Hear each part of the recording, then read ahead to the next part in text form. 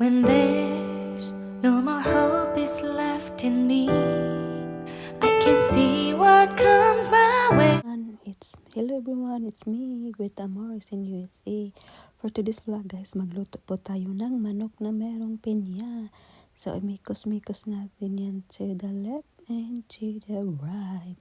So ayun na guys, nagisa na ako ng bombay. Tapos yung ibang mga ingredients, bahala na kayo dyan. Potatoes and carrots.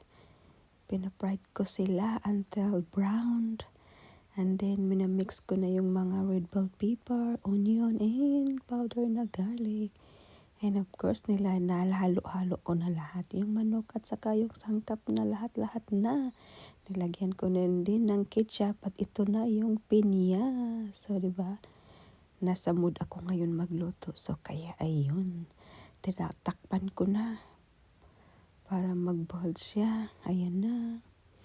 Ayun, yehey! Kainan na guys, luto na siya. So, kainan na.